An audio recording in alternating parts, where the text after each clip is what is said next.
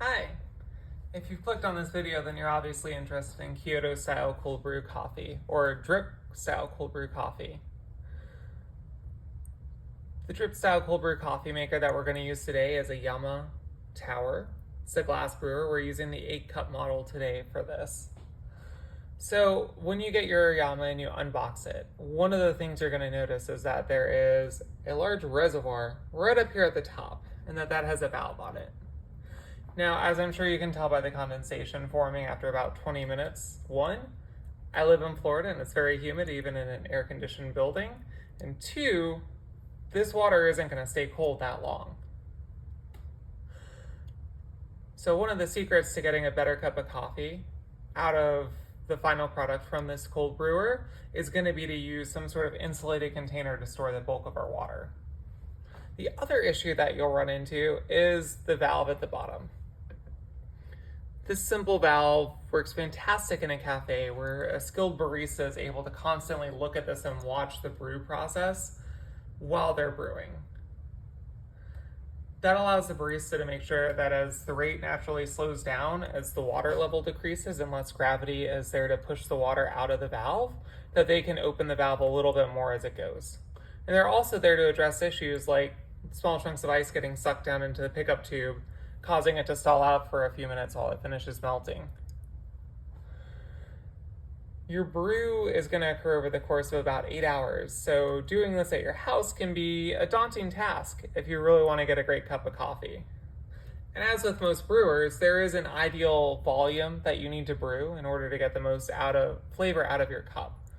In the case of a Yama 8-cup brewer like this, we really want to be using about 100 grams of coffee to make our batch, because that's going to ensure that our filter or our grounds are deep enough that they're able to fully extract the flavor from them. So I'm going to show you a way to get around the weakness of this water reservoir at the top that's not insulated and the valve that is inconsistent when left unattended. All right, let's swap out this mechanical valve and replace it with our automated water dispensing system. So just go on ahead and wiggle that out.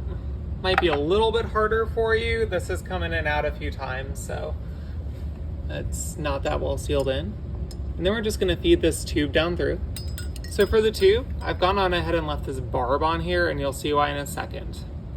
If you didn't want to leave this glass piece in place, you could put a piece of wood and drill a hole in the middle of it to just spike that into. Also, if you didn't have a full Yama Tower, this is where you could just replace this with a clamp to hold that hose directly centered over your filter.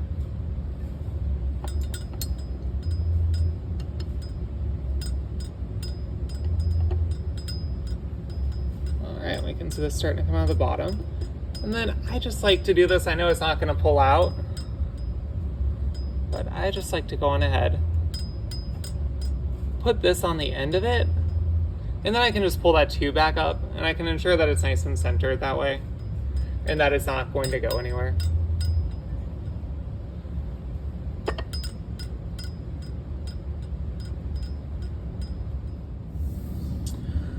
So this is our water pump and our storage vessel for the ice cold water. So what I did was repurpose a pre-existing vacuum insulated water bottle that I had. And then the unique thing I bought was this dosing pump. So you can get this off of Amazon for around $30. And what this does is it's a mechanism called a peristaltic pump.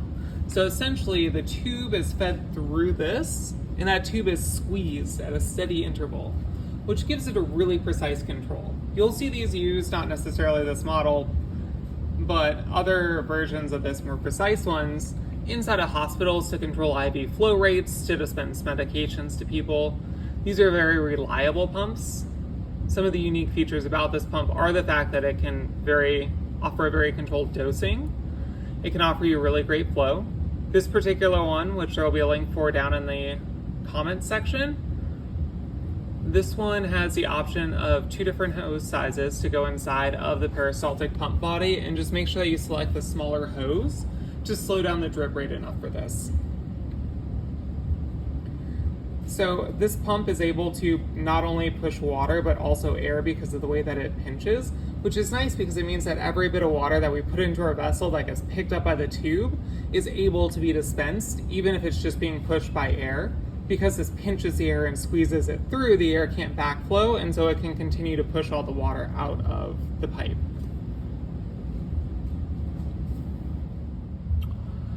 So if you use a vacuum insulated container like this, it's important that you don't put too much ice into your container. The ice will not want to melt, especially if you pre-chill the water and just pour in the correct amount of water for it. If you hear this, there's barely any ice down inside of there. It's because I went on and pre-chilled the water.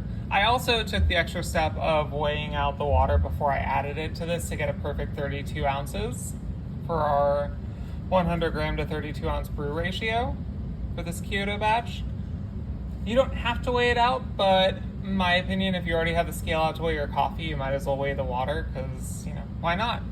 And I just went on ahead and selectively placed a couple of ice cubes inside of that pitcher before I poured the water I was weighing into it, in order to make sure I didn't get too much ice inside of there.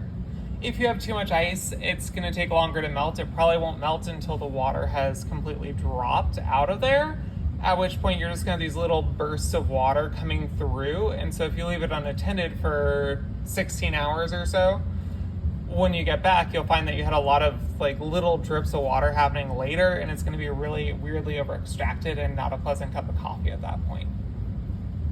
Now you will notice that I have 3 different hoses coming into here. So these 2 hoses are running to the pump and back from the pump. And then this hose is the hose that goes up to the brewer itself. So I always route the hose back through the ice water bath because it re-chills the water going through the hose. The way this pump works by squeezing the plastic tubing can generate heat from friction. So running it back through the ice bath can't possibly hurt the water, not help it get colder. This is the brains of the operation. So this is a cyclical timer. It allows the electricity to be cycled on and off at a certain interval. When we press our cycle setting on this particular model, we do a long press, and that's going to take us into the seconds function. If you do a short press, it takes you to the hours and minutes function. So at this point, we can set how many seconds on we would like, and then how many seconds we would like it to be off before it turns back on again. Me personally, I like to do 1 second on with 11 seconds off. This works out to about 12 seconds. And during that 1 second on, we are going to be dispensing roughly 6 drops of water. And so this works out to about a 1 drop per second ratio. And that is how this method works. We are looking at the average number of drops over a certain amount of time.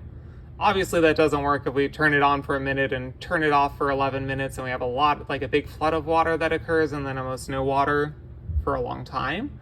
But when we scale it down to this size, we can do this sort of average without impacting our flavor or quality. Now, once I've set my seconds on and my seconds off, I can set my duration.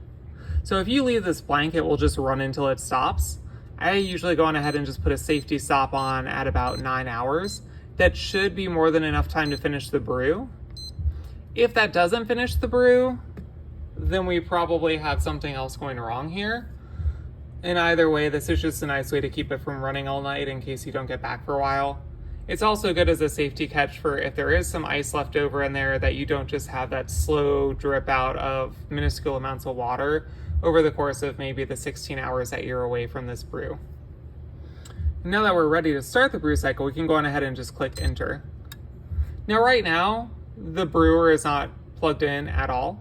We can see on here the countdown to when it's going to kick back on again. And so once it gets down to 1, boom, it turns on, red light lights up, it's on for a second, it turns right off. So for our pump, what we want to do is go on ahead and plug that in order to activate that function of the brewer. All right, we're about an hour and a half into the brew and it's time to check in on it. So you can see our full setup's up here working. And at this point, the water has gone completely through the coffee brewer and it's working its way through there. And so with it dripping through, we have full saturation. When we rotate this around, we aren't going to see any light color spots here.